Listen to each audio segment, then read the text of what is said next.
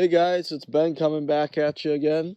In this episode of the DogBone Podcast, we are going to share with you a little snippet from a demonstration we actually did a couple weeks ago at a waterfowl expo in Oshkosh.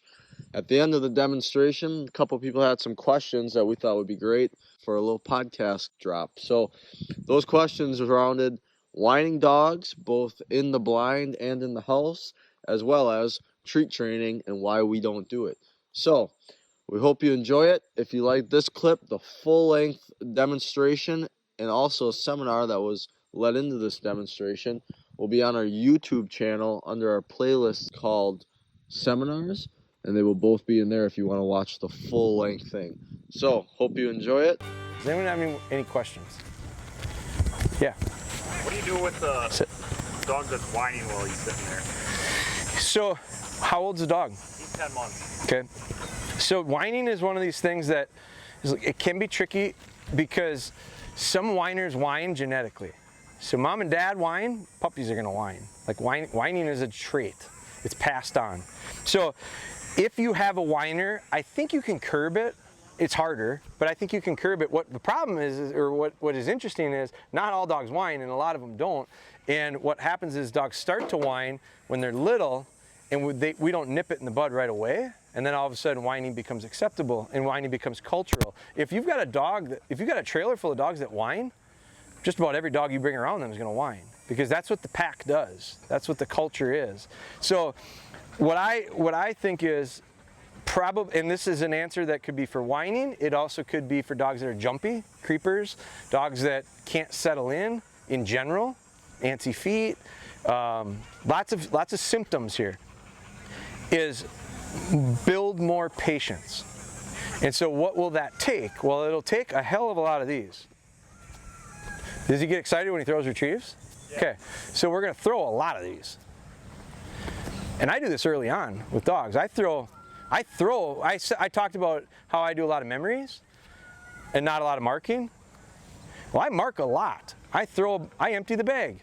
I just did it. I emptied the bag. And then I go and I pick them all up. And the dogs start to understand that just because something gets thrown doesn't mean I'm getting a retrieve. The reason they're whining is they can't control that excitement. It's a way for them to release that excitement. And so, antsy feet, same thing. I get these dogs to start realizing, like, look at what happened as soon as I started throwing dummies and going to pick them up myself. The dog laid down. Because she realizes, she's seen this enough times, I'm just not going to get one. So it's going to be a real pain in the ass for a while because that dog's getting used to picking them up. You got 8 months worth of habits. Here's the beauty of it. It's only 8 months of habits. It's a lot, but it's not 8 years. So whenever we have to reverse something, I think it takes a lot longer. So one of the best training tips I can tell you is to always have this mindset of what are we doing right now and how can it benefit me? What are we doing right now and how could it go against me? And avoid that.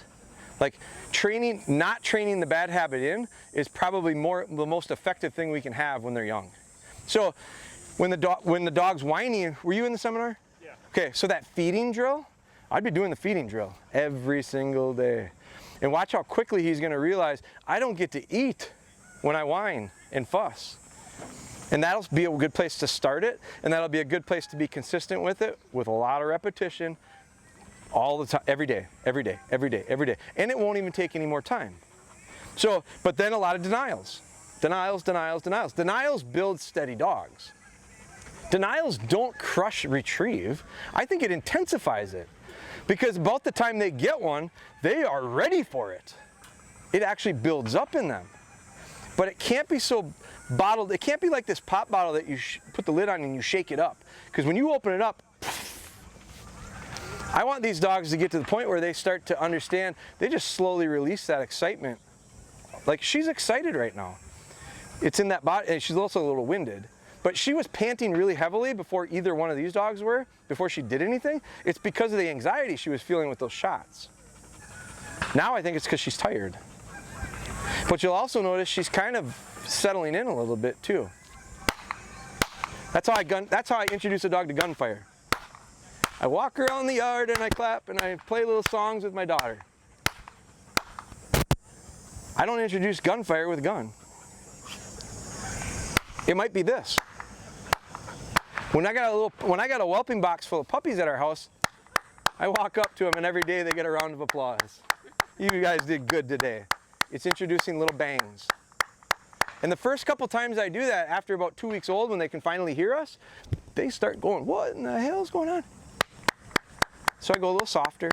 Oh, you guys are good. Come on, come on, come on, everybody, come on. And they all come out, and then we put the food down, and oh my God, you're so good. That's how I introduce them. So I can start throwing dummies, and that's almost as loud as that.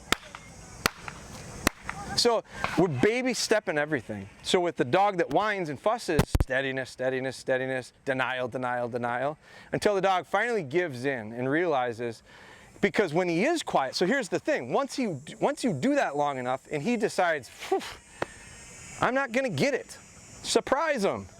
You were quiet. What's his name? Trigger. Trigger. Now Trigger gets a retrieve. And he goes, really? That's what gets me retrieves, is sitting here quietly. And then throw another 15, 20 of them, pick them up. And then send them on the one that he's quiet on. So I do think when they're really whining and fussing, like on the beds, if they can't settle down, first off, you gotta be patient. And you gotta maybe buy a thing of earplugs. You gotta let them cry it out. When they're in their crates and they're whining and fussing, if you let them out when they're whining and fussing, all you did was intensify the whining and fussing for next time, because that's what got him out. That's what he thinks. So as soon as he's quiet and tires himself out and falls asleep, I go over and I go, well, you're a good boy, come here. Take him outside and let him go to the bathroom. And he starts to realize, well, that's what I want. What got me that was right before that, and that was the behavior.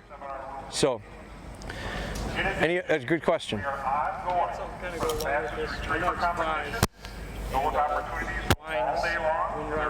Yep. Okay. 5-year-old dog that whines all the time when he's hunting. So. Absolutely. Open up the gun case and she knows if there's guns and whatever. Yep. Same thing. So, what I would do is, in training, does it do it when you're training? Okay. So when you're training, pretend you're going hunting. Just go to the gun cabinet, get the guns out, go through the whole thing, set up the decoys, do everything, and go through training and demand that same level of behavior. Quiet, calm, steady. If you're not, you don't get to retrieve. And so start replicating it and trick them. They're pretty smart. Hell, I could drive for I got a cabin up in northern Wisconsin. I can drive for 2.5 hours on highways, roads, it doesn't matter, road I take. I can take all different directions to my cabin. These dogs lay on the back seat of my truck and they sleep the whole way. And then as soon as I turn down the last road to get to our cabin, all 3 dogs get up. And they're all ready to, they know we're there. How do they know? I don't know. But they're smart. So if I got a dog that decides, we're going hunting, I'm changing my behavior. Hell, we'll go hunting every day. And we're just not gonna shoot anything. Until you start changing your behavior. You don't get rewards. You don't get retrieves in training until you're quiet. So start making it look more, replicate the real thing. Good question. We appreciate you coming out and look forward to treats as rewards. So I bend the rules a little. I'm not a treat trainer. I don't look good with the fanny pack. So I'm just not going to carry one around. I'm not big on the idea of treat training because I think it's bribery. I think we get dogs that get partially trained. I think it's tricks. I think we're training tricks. So I don't like that idea of it. Now I will use food as a motivator at times for certain things, especially with young dogs for recall. If I got to shape that behavior of the dog coming to me and I give him a piece of kibble, I'll do that a little while and then I'll phase it out and I'll praise him instead of the kibble. So I will use it at times. I'm not 100% against it. I think the problem with treat training is the problem with it is it's a thing for us that makes us feel very good as trainers. I've seen amazing things done with little dogs with treats. Like, you go Google it, treat training. You'll watch dogs that are 10, 12 weeks old healing perfectly off lead, and that's the video. Heal perfectly off lead with a 10-week-old puppy. I call BS, because take the bowl of food out of your hand and see how well the dog heals. That's not heel work. Heel work means you say heel. And they're in position. And then I walk and stop and they're in position. That's heel work. So can I shape that behavior early on? Sure can. But as soon as you take that food away, if the behavior leaves it as well, that's incomplete training.